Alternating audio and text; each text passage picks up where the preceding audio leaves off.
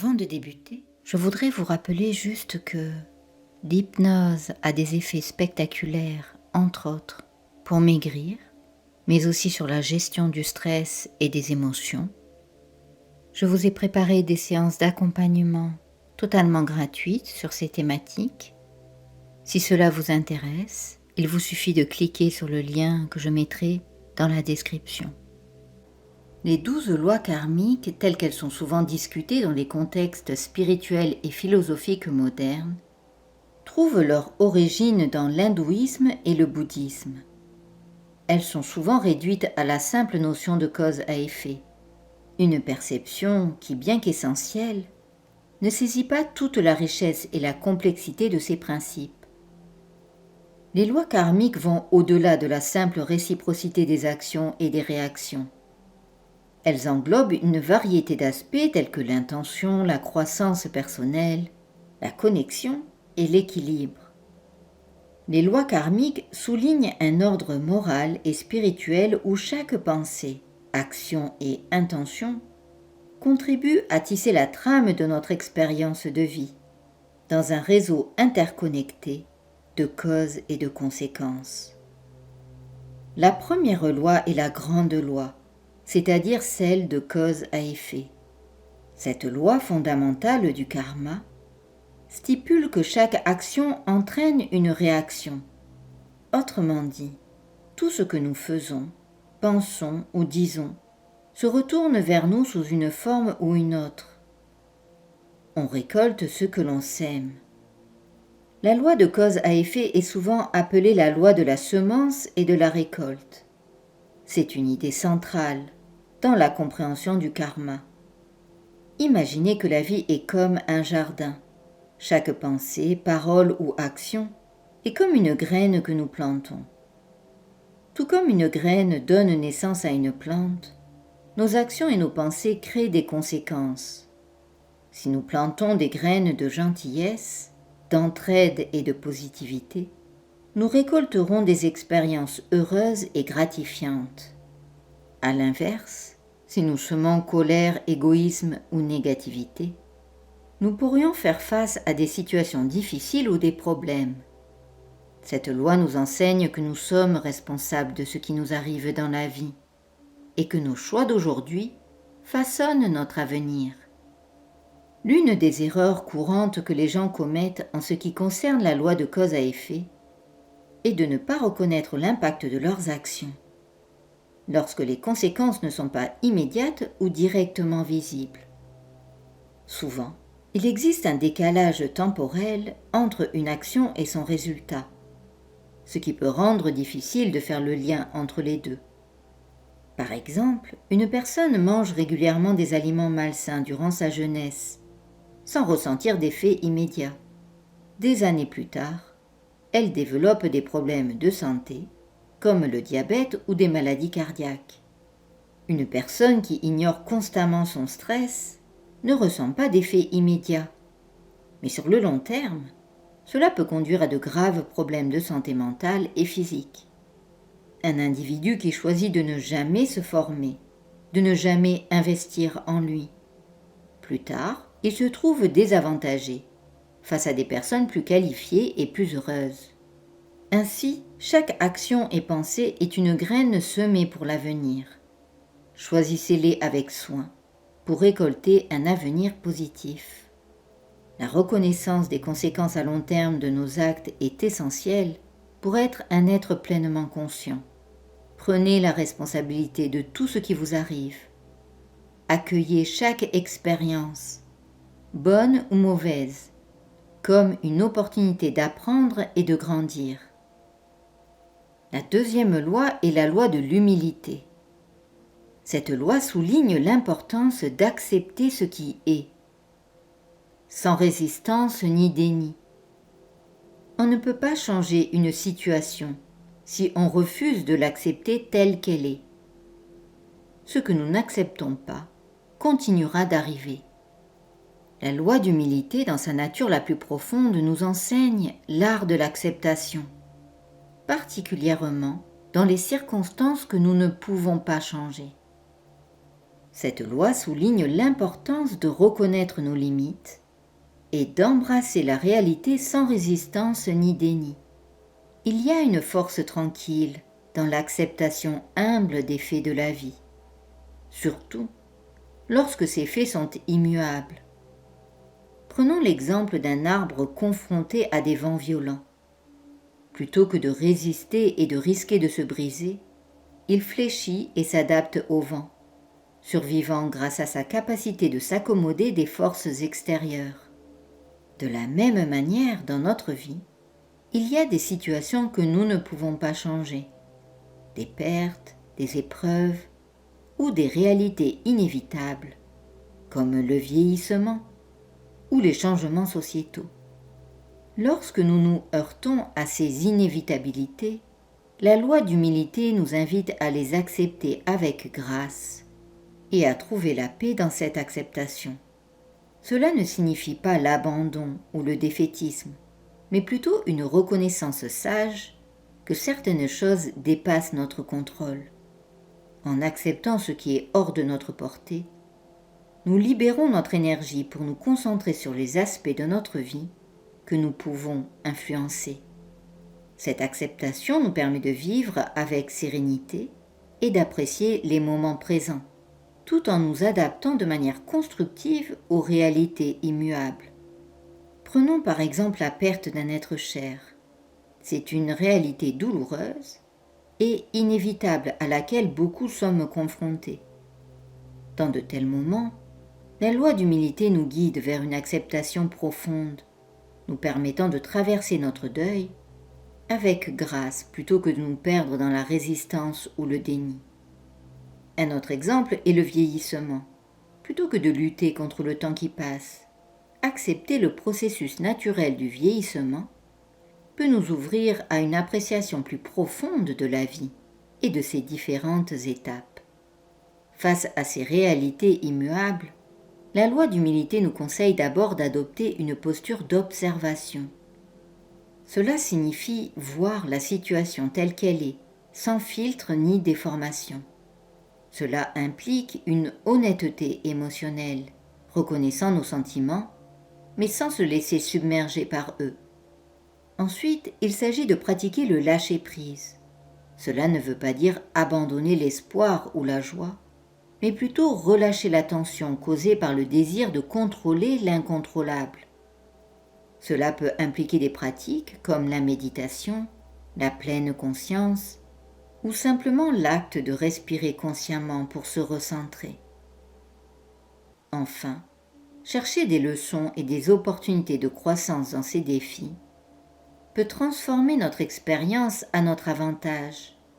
Chaque situation, aussi difficile soit-elle, a des opportunités cachées. Par exemple, on développe des forces, des compétences. On développe sa résilience et sa sagesse. Lorsqu'on vieillit, on peut y perdre physiquement, mais gagner en profondeur de notre âme. Alors, je dirais pour conclure sur cette loi que, face aux aspects immuables de la vie, elle nous enseigne à naviguer avec grâce et résilience, en acceptant ce que nous ne pouvons pas changer et en trouvant la sagesse dans ces circonstances. Nous pouvons vivre une vie plus équilibrée et harmonieuse, embrassant pleinement chaque instant tel qu'il se présente. Cette loi nous enseigne la valeur de l'acceptation face à l'inévitable. Elle nous rappelle que même si nous ne pouvons pas changer certaines choses, notre attitude face à ces situations peut transformer notre expérience de la vie. La troisième loi est la loi de la responsabilité. Il s'agit d'un concept profond qui repose sur l'idée que nous sommes les architectes de notre propre vie. Selon cette loi, nos actions extérieures sont le miroir de notre monde intérieur. Ainsi, si nous rencontrons des défis ou des obstacles, nous devrions regarder en nous pour comprendre et rectifier les pensées ou les comportements qui pourraient les avoir engendrés. Cette perspective met l'accent sur le pouvoir de la prise de conscience personnelle et de la responsabilité individuelle. Cette loi nous incite à réaliser que nous sommes responsables de la création de notre réalité. Souvent, les personnes attribuent volontiers leur succès à leurs propres efforts et compétences. Lorsque les choses se passent bien, il est naturel et gratifiant de se sentir responsable de ses propres succès. Cela renforce notre estime de soi et notre sentiment de compétence.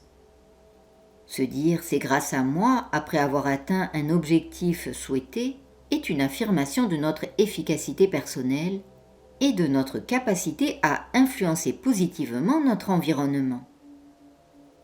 Néanmoins, c'est lorsque nous sommes confrontés à des échecs ou à des résultats décevants que nous devons surtout appliquer cette loi.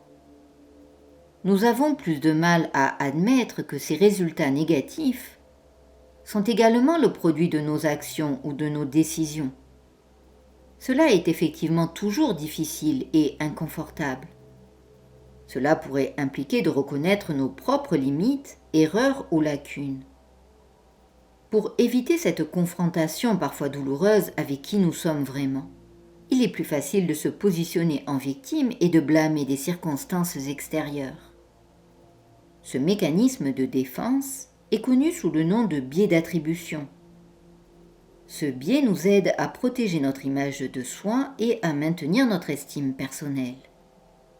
Pourtant, cette dichotomie dans la perception des réussites et des échecs soulève des questions importantes sur la responsabilité personnelle.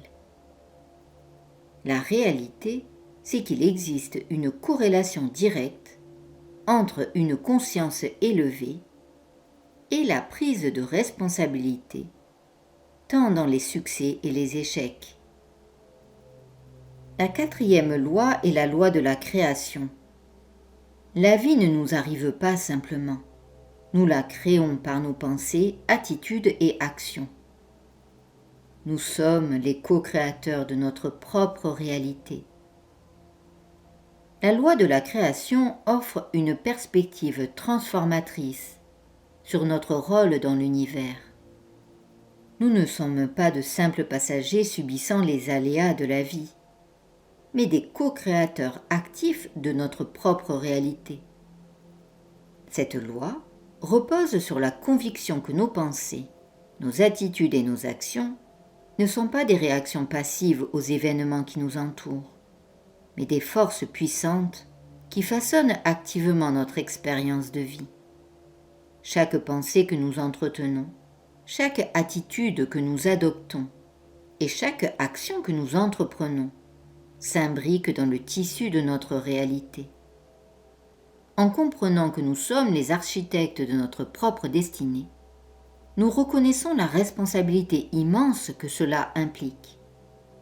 Cela signifie que nos états d'esprit négatifs, nos croyances limitantes, tout comme nos aspirations et nos visions positives, ont un impact direct sur la qualité de notre vie. Cette prise de conscience peut être à la fois libératrice et intimidante. Libératrice car elle nous offre le pouvoir de changer notre vie pour le mieux. Intimidante car elle nous oblige à affronter le fait que nous ne pouvons plus blâmer les circonstances ou les autres pour les aspects de notre vie qui ne nous satisfont pas. Pratiquer la loi de création demande donc une honnêteté profonde avec soi-même, une volonté de se remettre en question et d'embrasser le changement. Cela implique de cultiver des pensées positives, de nourrir des émotions et des attitudes qui soutiennent nos objectifs et d'agir de manière alignée avec nos valeurs et aspirations les plus profondes. En faisant cela, nous devenons des forces actives dans la création de notre avenir.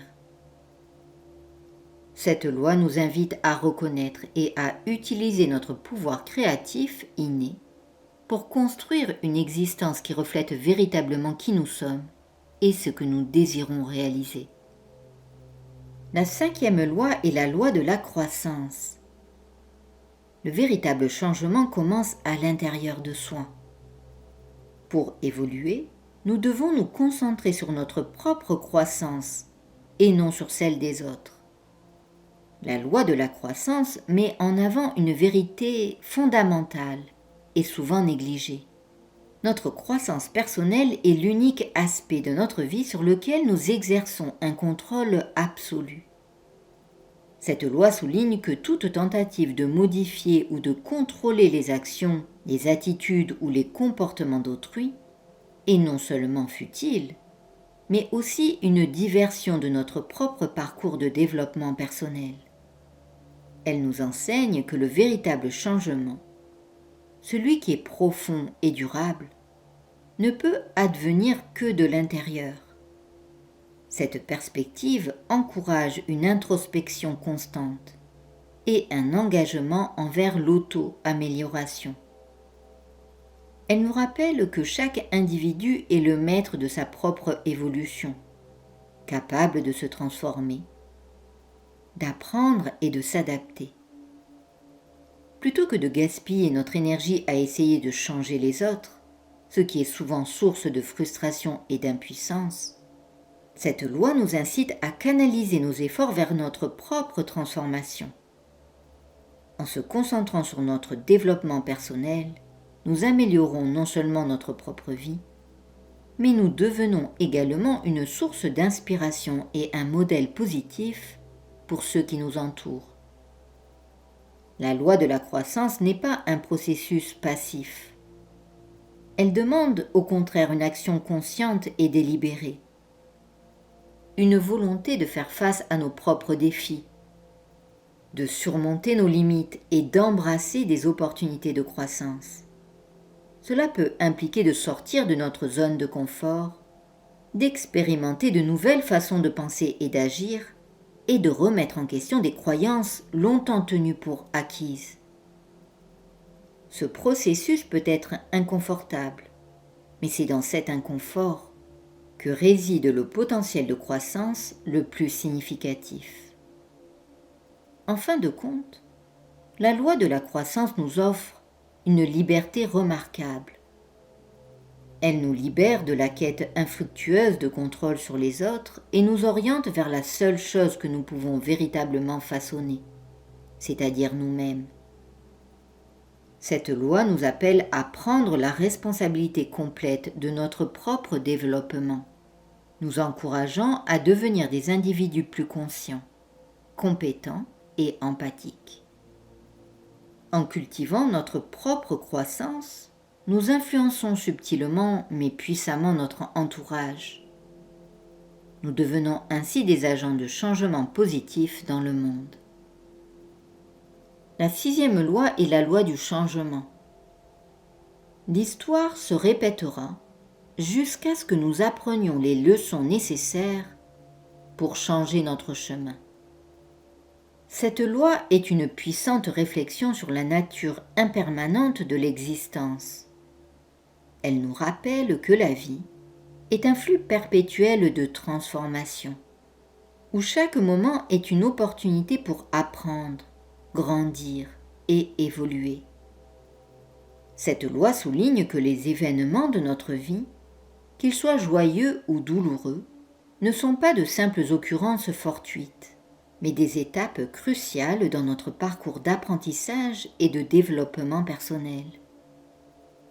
Selon cette loi, les schémas répétitifs dans nos vies, notamment les défis et les obstacles, ne sont pas des coïncidences, mais des leçons déguisées.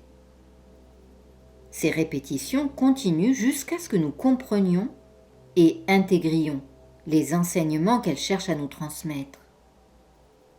C'est un processus d'éveil progressif, où chaque leçon assimilée nous propulse vers un niveau supérieur de conscience et de compréhension. En reconnaissant que tout change constamment, nos pensées, nos émotions, nos relations et même nos identités, nous commençons à saisir l'importance de l'adaptabilité et de la résilience. La loi du changement nous incite à lâcher prise sur notre attachement aux certitudes et aux structures rigides et à embrasser la fluidité et la flexibilité dans notre approche de la vie. Cette loi nous enseigne également que le changement est intrinsèque à la nature même de l'univers. Tout, de la plus petite particule à la plus vaste galaxie, est en mouvement constant et en transformation. En harmonisant notre vie avec cette vérité universelle, nous découvrons une paix intérieure et une liberté authentique, libérée de la peur de l'inconnu et de l'incertain. En conclusion, la loi du changement est un rappel vibrant que notre véritable pouvoir réside dans notre capacité à naviguer dans les eaux changeantes de la vie avec grâce, courage et une ouverture d'esprit. C'est en acceptant le changement comme un compagnon constant que nous pouvons véritablement réaliser notre potentiel et vivre une vie pleine de sens et d'épanouissement. La 7e loi est la loi de la connexion. Le passé, le présent et le futur sont tous liés. Chaque petite étape mène à la suivante. Rien n'est sans importance. La loi de la connexion, dans le cadre des lois du karma, met en avant l'interdépendance et l'interconnexion de toutes choses dans l'univers. Cette loi stipule que chaque acte, pensée ou parole, aussi minime soit-elle, a une influence sur l'ensemble du tissu de notre réalité. Elle suggère que rien n'existe en isolation et que nos actions, même les plus insignifiantes en apparence, ont un impact et une signification. Cette loi nous enseigne que le passé, le présent et le futur sont étroitement liés. Nos choix et actions actuelles sont façonnés par notre passé et à leur tour déterminent notre avenir. La loi évoque aussi l'idée que dans la quête de notre chemin de vie, chaque pas, chaque rencontre et chaque événement joue un rôle crucial. Elle souligne que même les incidents qui semblent fortuits ou les rencontres qui paraissent anodines peuvent avoir des conséquences profondes et durables. Cette perspective encourage une approche de la vie empreinte de conscience et de responsabilité, nous incitant à considérer attentivement les répercussions de nos actes. En reconnaissant l'unité fondamentale de toute existence, cette loi nous invite à agir avec compassion, reconnaissant que notre bien-être est inextricablement lié à celui des autres et de notre environnement. Elle nous rappelle que nous sommes tous des maillons d'une même chaîne et que le soin et l'attention que nous portons à nos actions et interactions créent une onde qui se répercute à travers le tissu de la vie, influençant le monde de manière souvent inimaginable. La loi de la connexion, par conséquent, n'est pas seulement une réflexion sur notre interdépendance, mais aussi un appel à vivre avec une conscience profonde de l'impact de nos choix, en cherchant à apporter une contribution positive et harmonieuse à l'ensemble de l'existence. La 8e loi est la loi du don et de l'hospitalité. Nos comportements reflètent nos pensées et nos croyances. La loi du don et de l'hospitalité repose sur le principe que partager et donner sont des actes essentiels pour l'épanouissement personnel et la construction de relations harmonieuses. Cette loi suggère que l'univers fonctionne sur un modèle d'échange dynamique et que nous faisons partie intégrante de ce flux. Donner et recevoir sont considérés comme des aspects complémentaires d'un même cycle. En donnant, nous n'offrons pas seulement des biens matériels ou de l'aide, mais nous partageons également une partie de notre essence, contribuant ainsi à l'enrichissement mutuel et à l'établissement de liens profonds et significatifs. Cette loi encourage également à pratiquer l'hospitalité, non seulement dans le sens traditionnel d'accueillir des invités dans notre espace, mais aussi en étant ouvert et accueillant envers de nouvelles idées, expériences et perspectives. L'hospitalité implique une ouverture du cœur et de l'esprit, une disposition à accueillir et à embrasser l'autre, dans un esprit de générosité et de respect. En appliquant la loi du don et de l'hospitalité, on reconnaît que chaque interaction est une occasion d'échanger et de partager, que ce soit matériellement, émotionnellement ou intellectuellement. Cette loi va au-delà de la simple action de donner. Elle intègre une dimension spirituelle et émotionnelle profonde. En donnant sans attendre de retour, on cultive une attitude de générosité inconditionnelle, ce qui, en retour, enrichit notre vie et celle des autres. En s'ouvrant à l'hospitalité, on favorise des connexions humaines plus profondes et on apprend de nouvelles choses et on s'enrichit de la diversité du monde. Ainsi, la loi du don et de l'hospitalité nous guide vers une vie plus équilibrée et plus harmonieuse, où donner et recevoir deviennent des expressions naturelles de notre connexion avec les autres et avec le monde qui nous entoure. La 9e loi est la loi de la patience et de la récompense. La patience mène à des récompenses significatives. La loi de la patience et de la récompense est un principe qui souligne l'importance de la patience dans la réalisation de nos objectifs et l'atteinte du bonheur véritable. Selon cette loi, les récompenses les plus significatives dans la vie nécessitent du temps, de la persévérance et un engagement soutenu. Elle nous rappelle que le succès instantané est rare et que les réalisations les plus gratifiantes sont souvent le fruit d'un travail acharné et d'une attente patiente. Cette loi va au-delà de la simple attente passive. Elle encourage une patience active où l'on s'engage pleinement dans nos efforts, tout en étant ouvert au temps nécessaire pour que les choses se concrétisent. En outre, cette loi met l'accent sur le bonheur et la satisfaction qui découlent de l'alignement avec notre véritable vocation. Lorsque nous faisons ce que nous sommes censés faire, le sentiment de contentement et de réalisation s'installe naturellement. La patience dans ce contexte n'est pas une lutte, mais plutôt une acceptation sereine que chaque chose se déroulera en son temps. La loi de patience et de récompense nous enseigne également que les résultats les plus gratifiants ne sont pas toujours immédiats, mais surtout que la valeur réelle réside dans le voyage lui-même. En appréciant le processus et en restant engagé, même lorsque les résultats ne sont pas immédiatement visibles, nous cultivons une forme de résilience et de détermination qui en elle-même est gratifiante. Cette approche de la patience ne se contente pas d'attendre. Elle implique une confiance profonde dans le fait que nos actions et nos efforts porteront leurs fruits au moment approprié.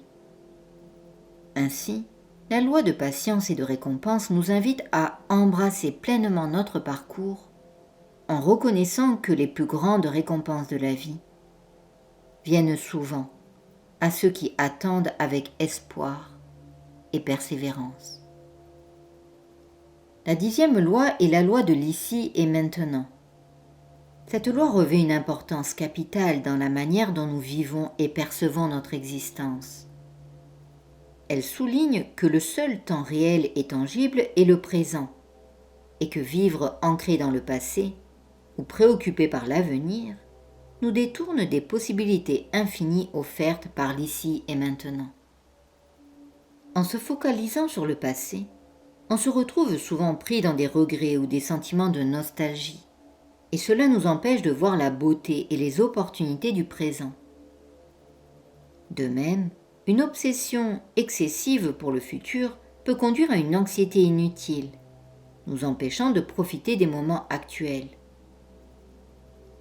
La loi de l'ici et maintenant nous encourage à embrasser chaque instant avec toute son intensité.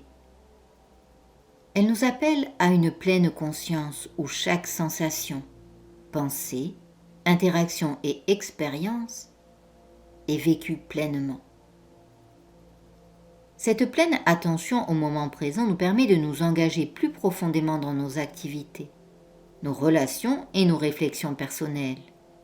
Elle offre une clarté de perception qui enrichit notre expérience de la vie, permettant une appréciation plus complète et une compréhension plus profonde de notre environnement. Bien sûr, vivre dans l'ici et maintenant ne signifie pas ignorer ce que l'on a vécu dans son passé ou ne pas planifier son futur. Il s'agit plutôt de trouver un équilibre entre être pleinement présent dans le moment actuel tout en reconnaissant l'importance de la planification et de l'anticipation pour l'avenir. L'idée est de ne pas se laisser consumer par les inquiétudes futures au point de manquer les expériences et opportunités présentes. L'intégration de la planification dans le concept de l'ici et maintenant, ou même d'utiliser son passé pour s'améliorer, peut se faire en adoptant une approche consciente et intentionnelle. Cela implique de prendre des moments dédiés à la réflexion et à la planification, sans se laisser distraire par d'autres pensées ou préoccupations. Après cette période de planification, on revient à l'expérience présente, en gardant à l'esprit que les actions actuelles sont les fondations de l'avenir envisagé. Pratiquer cette loi implique de reconnaître la valeur intrinsèque de chaque moment, de comprendre que chaque seconde est une opportunité de croissance, de découverte et de connexion. Cela signifie apprendre à vivre sans le fardeau du passé et sans la crainte de l'avenir, en trouvant la paix et la joie dans le présent.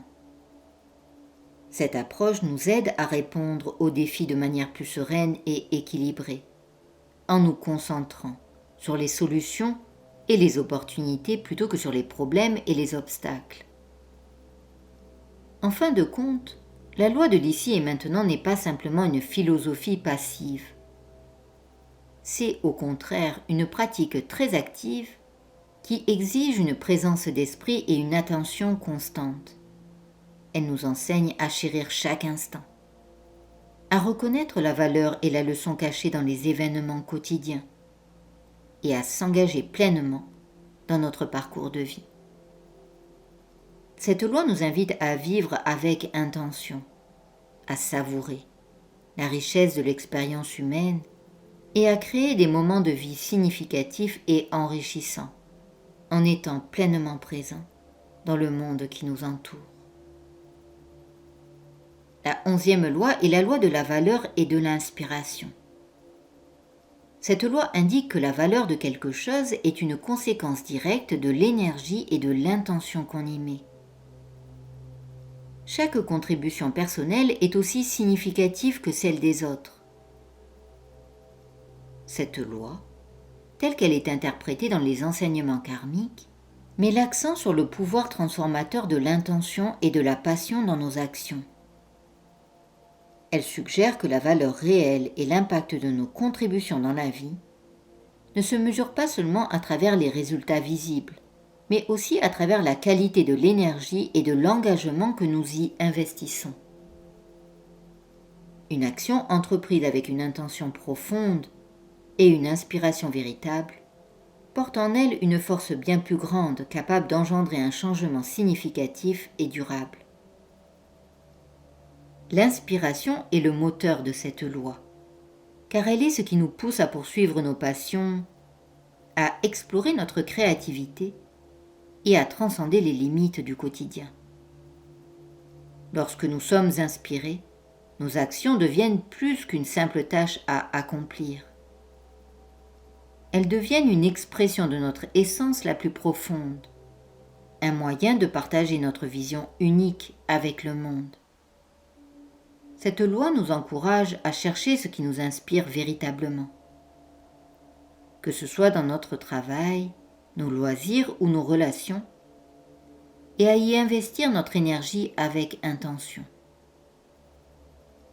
De plus, La loi de la valeur et de l'inspiration nous rappelle que chaque petit geste, chaque parole et chaque pensée a de la valeur.